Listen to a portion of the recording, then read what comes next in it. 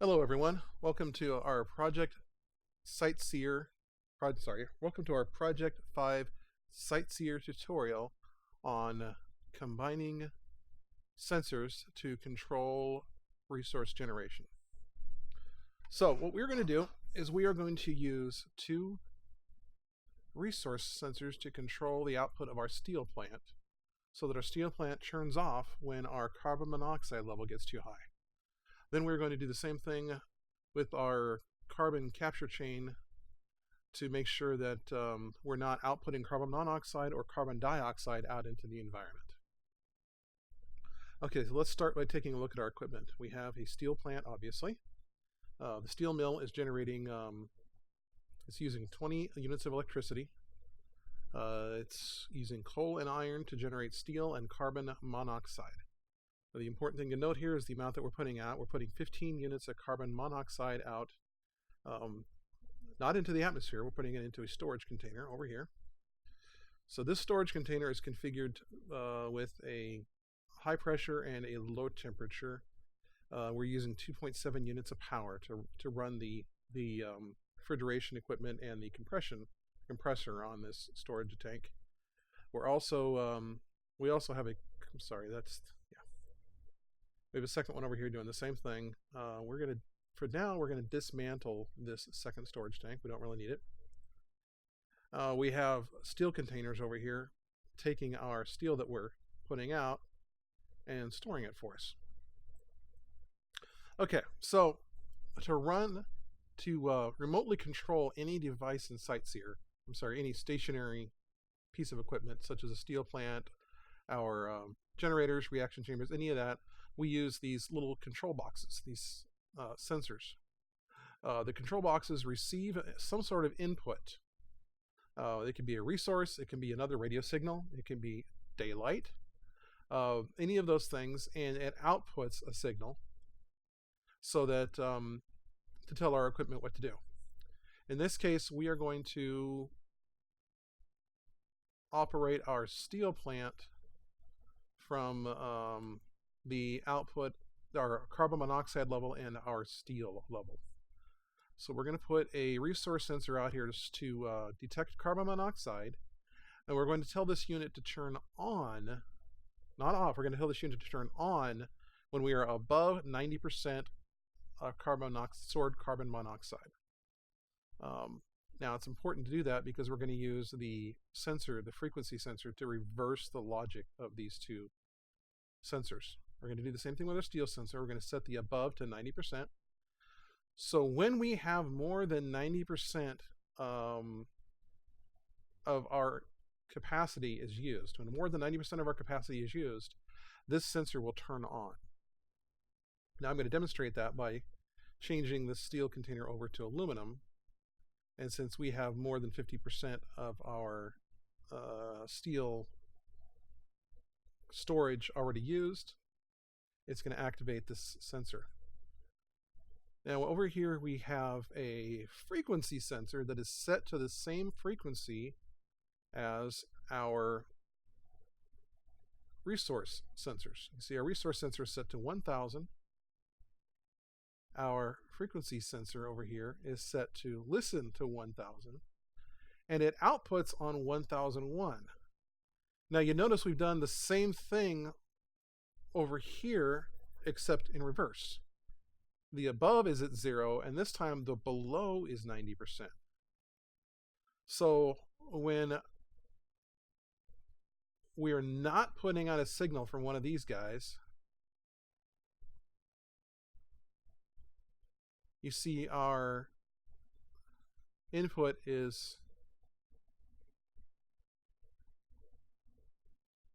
that's interesting.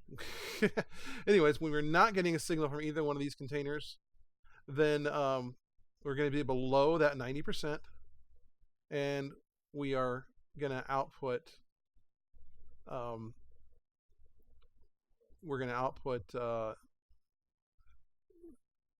the active signal level. When we start sending a signal from these guys, then we suddenly we're above 90%, and we stop sending a signal. You see our output signal is now at 0. Now the reason we do it that way is because these are the logic from these does not actually, it's not additive. If you put out two signals at 50% each, we don't get 100%. If you put out two signals at 50%, you get 50%. If you send out one signal at, say, 40%, if I send this guy out at 40% and I send this guy out at 60%, we get 60%.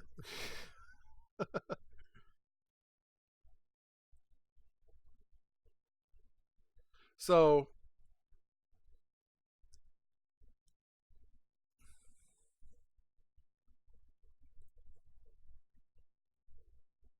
obviously that means we can't do something really cool like, say, have each one of these set at 50 and then when this got to be 100. That doesn't work. So what we have to do is we have to invert the logic by using this guy, by using the below here to at something less than 100 and have it stop sending a signal when we are not generating a signal when we are generating a signal over here.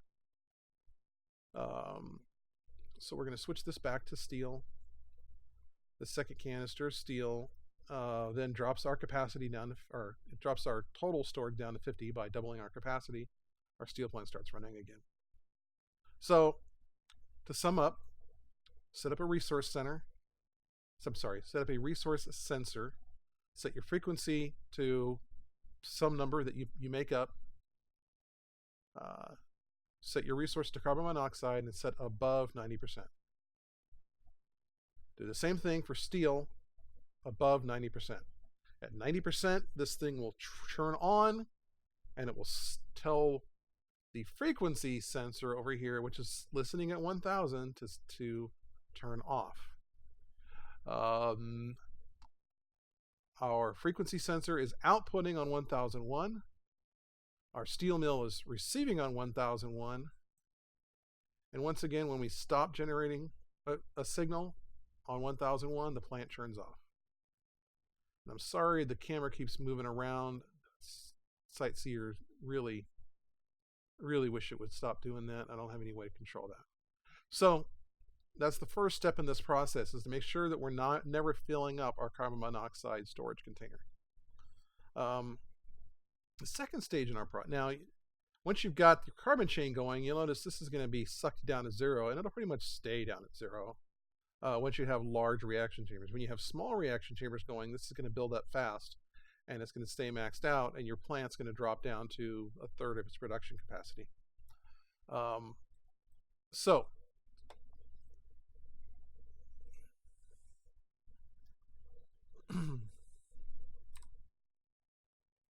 number 2, second step in our chain is we are going to we're going to take that carbon monoxide and we're actually going to convert that to hydrogen and carbon dioxide. The way we're going to do that is we're going to add water, which is 2 atoms of hydrogen and 1 atom of oxygen. So it takes carbon dioxide, so it turns the carbon monoxide into carbon dioxide, and then it breaks off the H2 into elemental hydrogen. Actually, not elemental hydrogen, it's H2. So it breaks off the 2 hydrogen atoms into hydrogen gas. And then we can store those 2 gases separately. So we have a container over here for H2 gas, and we have one over here for the stored carbon dioxide. Just like with the carbon monoxide and the steel, we're going to set up resource sensors at 90%. We're outputting on a new frequency.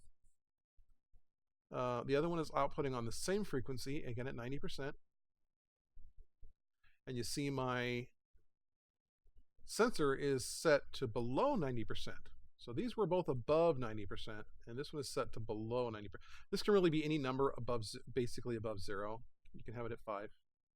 Doesn't matter, as long as it's below 100. As long as it's less than 100.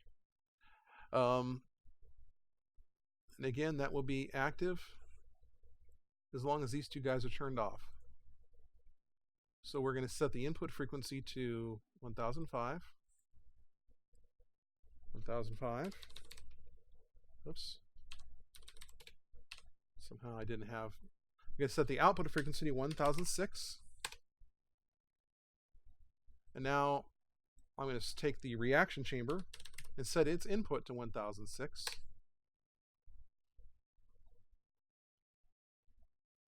And it's actually running at very little utilization because it doesn't have a carbon monoxide to actually run, which is absolutely fine in this case.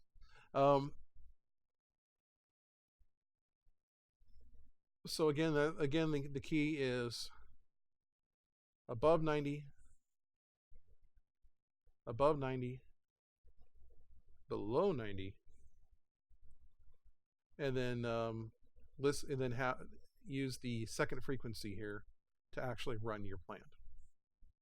Finally, our final step is to convert our carbon dioxide to elemental carbon and into hydrogen. It also creates water. Now the cool thing about this process, this actually generates more water than we use by our first one, because our first one's consuming 28 water. Over here we're outputting 50 water.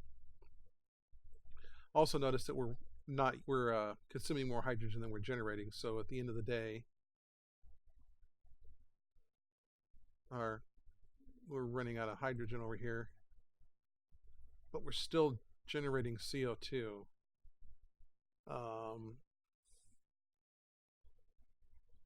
Generates about 7.5. So we may need to add hydrogen into this process in order to make this work, but that's a separate conversation. Anyways, once again, I have a single sensor on this one that will turn this unit off if our carbon tank gets full. That will actually stop. That will stop this unit running. That will cause our other stored materials to back up, eventually causing this unit to stop running. And if this unit stops running,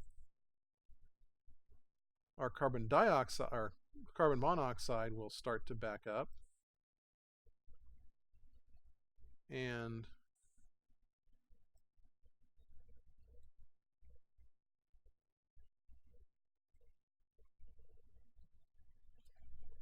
very quickly we'll see here.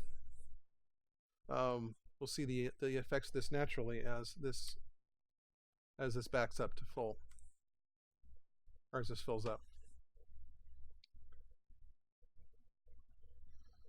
And 80, 90, 92%. You see the light came on, steel went offline. By the way, we got that message because I have steel offline in the alert text. Our steel plant actually stopped generating steel.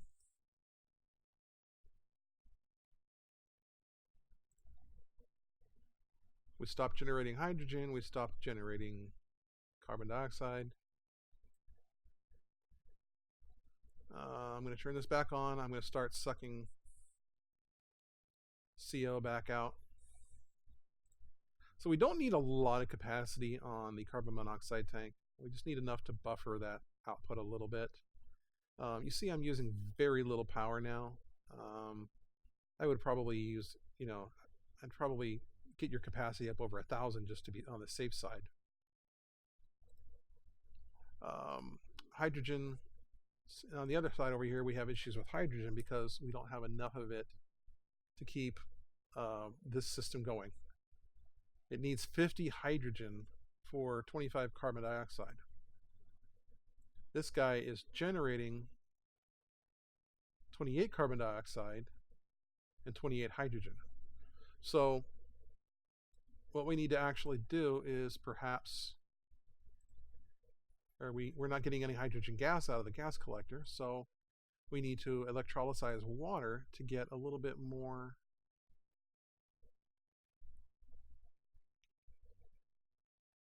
of course there's no room for our reaction chamber, so what we're going to do is we're going to take H2 from water, uses 28 water and creates 28. We don't have any place for the oxygen to go, so what I'm going to do is I'm just going to take I'm going to put an oxygen tank out here. And I'm just going to discard the oxygen. So oxygen is just flowing back out into the atmosphere because we don't really care about that. You notice it turns off the red indicator here. It's got somewhere to go, even though it's we're generating 28 hydrogen. So between this guy here generating 28 hydrogen and this guy generating 28 hydrogen, we're slightly more than filling the 50 hydrogen needed over here. I'm going to temporarily turn this guy off. Oops, I guess I should be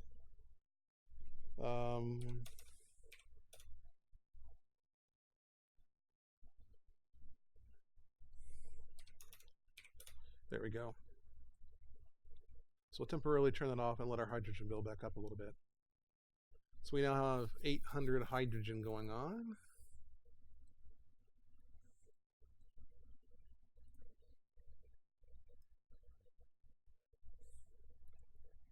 So you see we're still building up, but it's building up much slower. And if we look at our totals over here, we'll see that we're actually still consuming more hydrogen than we're generating.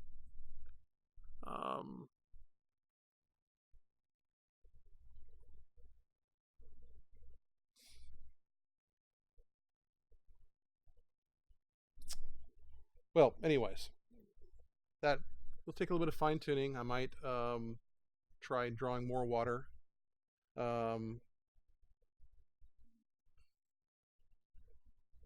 Or building another small plant. Anyways, the idea is you want your process to consume more of toxins than you're generating. But the important thing is you're using these resource sensors so that when your toxins start to back up and start to fill up your containers, your system's shut down. So the final thing we're going to do is I want this power plant, I want the steel plant to churn off when it gets dark and the sun's not providing enough power to run our systems. So I'm going to build another resource sensor. This one is electricity. I'm just going to put it right next to our frequency sensor over here. And what this one's going to do is when our electricity gets down below, let's say 50%. So it needs to be above 50% in order to be powered. Oh wait, we want it to go the other way around, don't we? We want it to go 50% and above nothing. Okay, so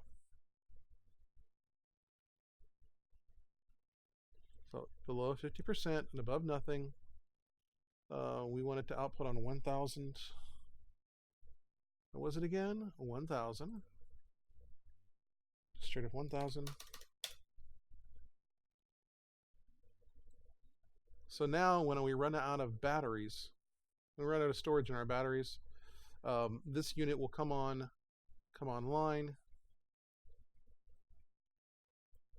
and it will turn off our steel plant.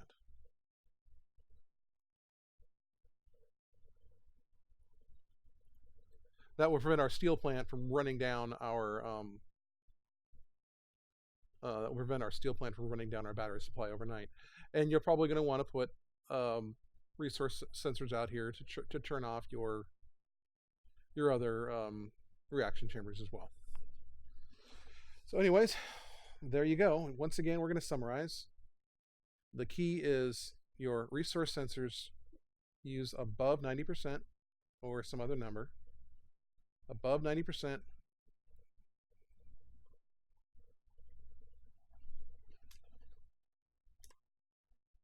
And then you use a frequency sensor and you flip that around, so above 0 and below 90% or whatever. And that again will shut your plant down if either one of these guys comes on. So what you're looking for is you're looking for these green lights to come on when the tanks are full. You're looking for this green light to come on when you want the plant to run. And once again, the two are always opposite of each other.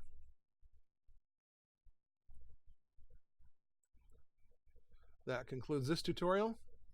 Enjoy Sightseer, and we hope to see you online.